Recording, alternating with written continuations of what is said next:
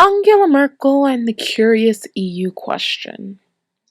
There are not too many times when I have to give a round of applause to Mama Merkel, but she laid her plans bare for the whole world to see.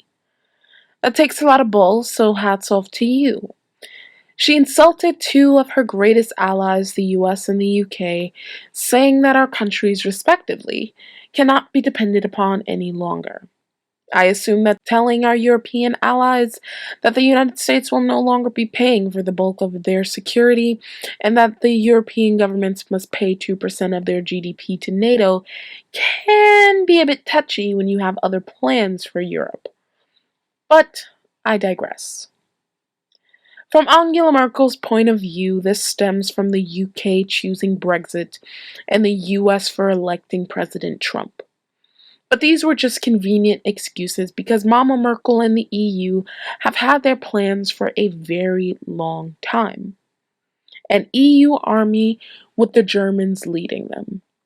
What I find so funny is that through Angela Merkel, Germany has managed to do what Hitler could not do in his lifetime.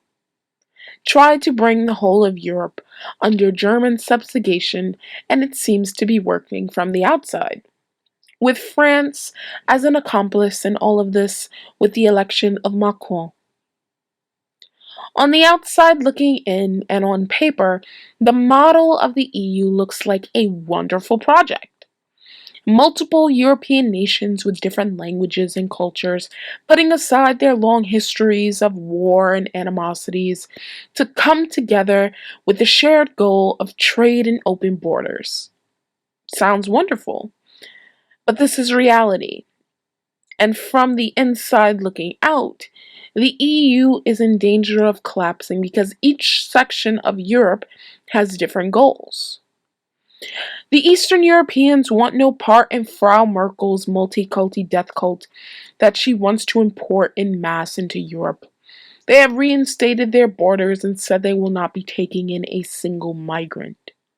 The Western Europeans don't want to pay any more benefits to the rest of Europe, and the multiculti migrants that Angela Merkel has invited into these societies. And we see the social alienation, the hate bubbling below the surface, as Western Europeans become immune to the fact that their countrymen are being killed and their women are being raped. And if you say anything, you will probably be arrested or investigated for hate speech. The Southern Europeans are collapsing under the weight of German-imposed austerity.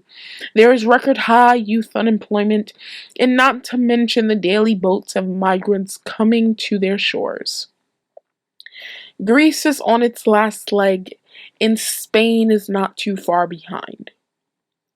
What the EU has done is tell each sovereign European nation that they must give up control of their destinies, their borders, their sovereignty to an unelected EU Commission to impose its rules on them, with Frau Merkel leading the pack. Back in the US, we see the hysterical ramblings from our political elite and our legacy media as they cry crocodile tears that the US has alienated one of our closest allies, and that Trump did what the Russians have been trying to do for years, drive a wedge between the US and Germany. Angela Merkel is going full steam ahead with their plans for complete integration of the Eurozone with Macron at her side. The EU wants their own Eurozone parliament. They want their own Eurozone finance minister. And they want their own EU army, which means they will not be paying 2% of their country's budgets to NATO. So, to all the people who think that NATO is a good idea, doesn't this put their alliance in jeopardy? I truly do worry for the Europeans. Some of them seem too deep in a haze to realize what's going on. That their futures are in danger, their cultures and their histories are in danger of being erased by globalists who don't care for the rich history that is Europe.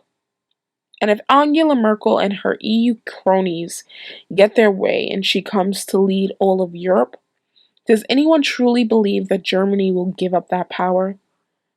I don't. and it's foolish to think that they will. I'm the Millennial Revolt. Thank you guys so much for watching, and you have a wonderful day. Bye.